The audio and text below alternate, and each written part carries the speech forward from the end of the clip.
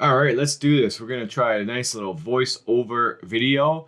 This is my friend Yarko. He's from the Ukraine. He came over to Canada about 2 months after the war started with his wife, and he basically applied for our Canadian kind of fast tracking visa program. So he came over on a 3-year work visa, which let him work anywhere in Canada for up to 3 years.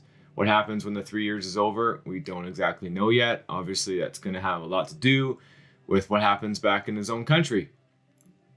He sent me a message on Instagram. He had been following me for a number of years already. The war broke out, he got his visa, and he had already been planning to come to Toronto, Ontario, which is about 1 hour away from where I am, is where the airport is. Just sent me a message saying, hey, here's my story, and I'm coming to Canada. I'll be there in about a month or two is the plan. We don't have tickets yet, but I know I'm coming, and can you help us out? That's really all he said. And right off the bat, I knew I just had to help.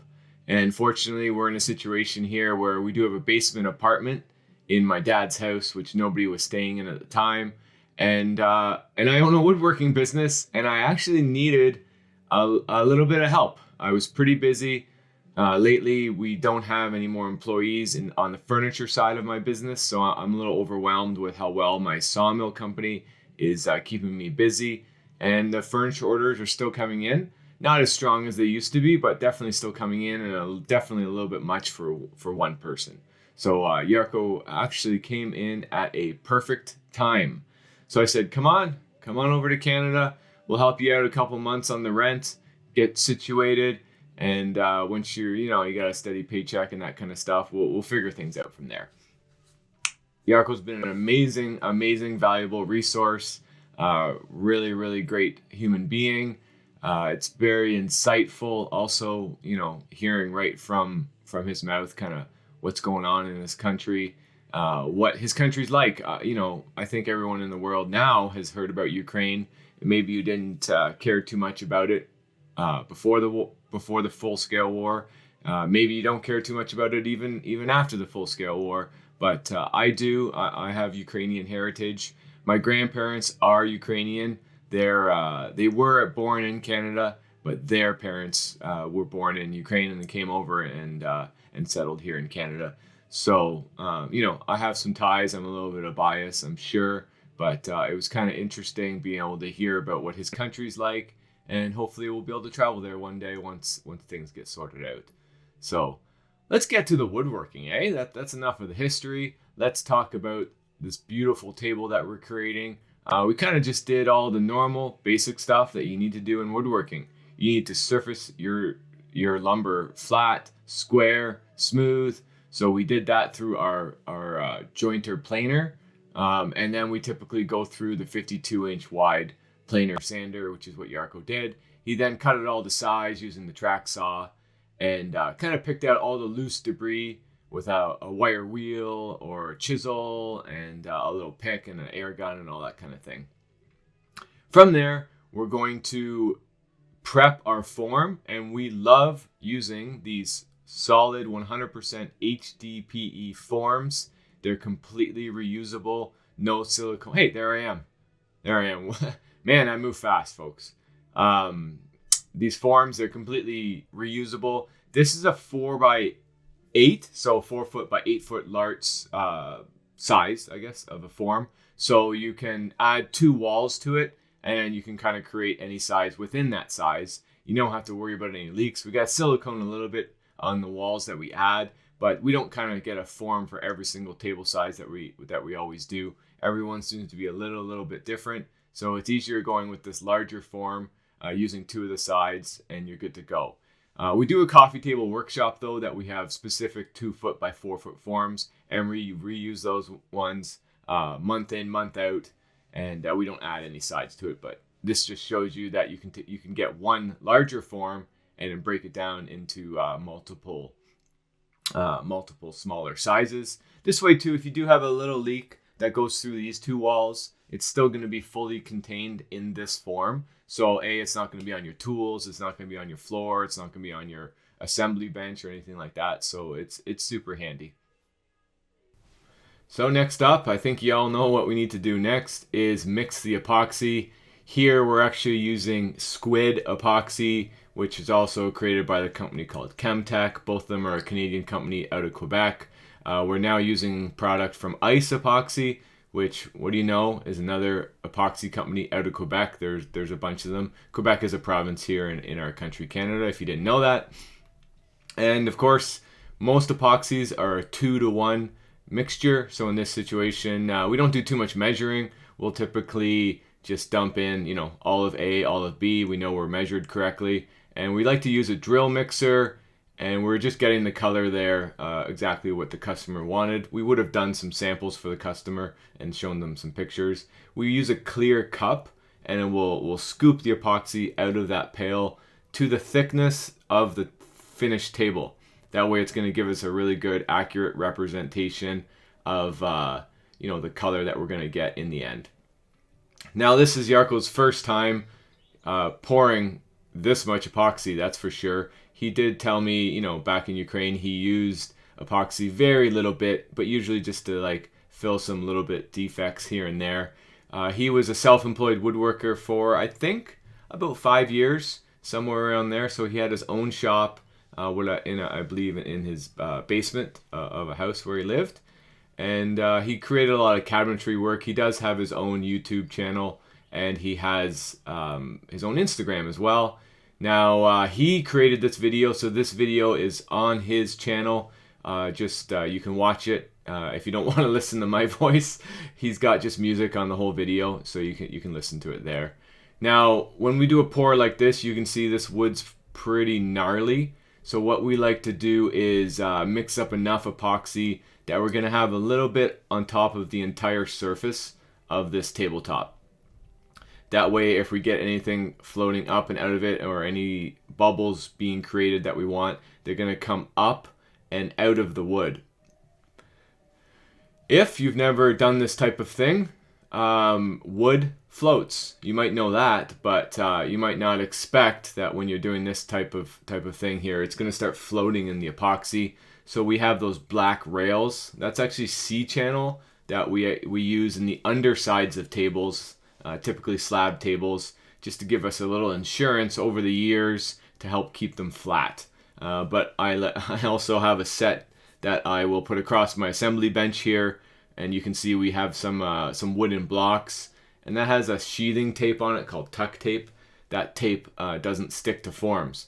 Back in the day, this whole form would be plywood or particle board, and we would have that tape all over it. So there would be a whole bunch more waste and time wasted also in tuck taping the whole form up. But we just tuck tape those blocks. That way, once the epoxy's cured, we can just give them a hit with a hammer and those blocks pop right off. So no issues there.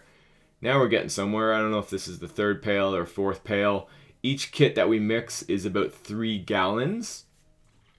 And one thing along the way too, we kind of mix usually 3 pails at the same time. We'll mix them with each other before we pour it in the table. We'll get the epoxy all even nicely with the color.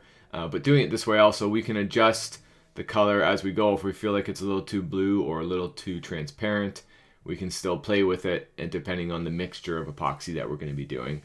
I always like to clear out underneath the slab. The way these are pretty gnarly, there's going to be some air trapped on the underside of it. So I kind of swirl the epoxy around, try to get out any air bubbles that might be in the underside. It's also kind of fun. You get to just make some swirling patterns. Those patterns won't stay, because as this epoxy cures, it's going to create an exothermic reaction. So there's heat being created, and that actually stirs the epoxy for hours and hours and hours. And even there we go. Okay, I think we got a little bit of a time-lapse action going on. Yes, we do. So these are the currents being created by the heat being generated by the epoxy. You can see that it's really swirling in from the left side. It's coming in from the right side, starting to kind of rotate around. And I love the natural textures that makes. So whenever we're doing tables or any type of epoxy project, I don't like to make the swirls myself manually with a popsicle stick. at the very end when the epoxy's thick, and you can do that and it looks cool. But I really like the natural effects that it makes, and I just feel like, a human, we can't recreate that. Maybe the artificial intelligence that's popping up now and going to take over the world, it can make these beautiful swirls, but Mother Nature, the exothermic reaction, does a fantastic job. So there's always a balance of figuring out the temperature of the epoxy, the volume of it, all that kind of stuff to give us those really, really nice swirl patterns. From there, you saw us pop it out of that HDPE form, and it pops right out. We just flip it over, we hit the sides, we flip it over, it pops right out, and the form's ready to be reused again. It's pretty awesome. We love it. We put it into our little storage rack, and we're good to go. From there, we run it through this machine. This is a beast of a machine. This is a 100 horsepower planer sander. So it's got a planing head and then 2 sanding heads, and it's going to surface this table perfectly flat in a really controllable manner and get us sanded up to 120 grit before we then do the hand sanding to take it the rest of the way. As you can see, when we started this project, Jarkko had the Festool Track Saw out, and now we have the Festool Track Saw out again. One of the most used tools in my shop for sure. I got a track saw in 2012, and I now have a couple of them, different sizes, battery powered, lots of tracks that I've collected throughout the years, different size ones, and it's just such a handy tool. We don't have to take this super heavy tabletop over to the table saw or over to the sliding table saw to cut it to size, and it requires more than 2 people probably, and it's just a lot less accurate too, honestly. You're trying to swing around this big heavy piece of wood versus getting your track on there, making sure it's exactly where you want, and making the cut. It does a fantastic job, and the dust collection is unreal too. Now the exciting part of every woodworker's life, sanding. Sanding. We all love sanding.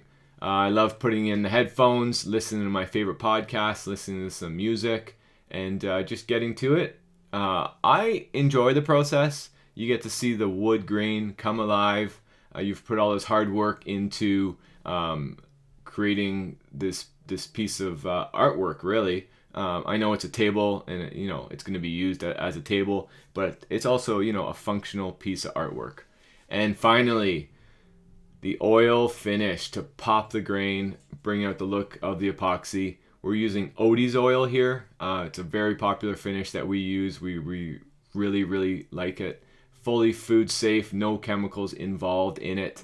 And it's basically you apply the finish, you wipe the finish off. We also use many other ones, Rubio Monocoat, Tover. We have done spray finishing in the past also. All depends kind of what the customer is after. A lot of the time the customer doesn't necessarily know what they want, but they want the feel of the wood usually, and this type of look. So an oil finish is typically what we're applying. Now we're going to install some steel legs. We use the Rampa Tech threaded inserts. They're the best inserts I've ever used. We used to just use the standard inserts from the big box stores, but I had a lot of problems with them breaking. They're very soft. They actually shrink throughout time, so they're not very good. Stop using them. If you're going to use something, use these Rampa Tech inserts. They have the inserts, they have the bolts, they have the drills, and they're sold through like so many different woodworkers now. They're very accessible to get them and relatively inexpensive. Finished tabletop. Jarkko did a fantastic job. He literally did 99% of this project, and it was one of the first things that he created in my workshop for one of my clients after he came over from the Ukraine. And I'll update you with some more videos. If you like this video, let me know how this voiceover goes, and I'll tell Jarkko to put some more videos together, and I'll give you some more talking. All right, have a good one.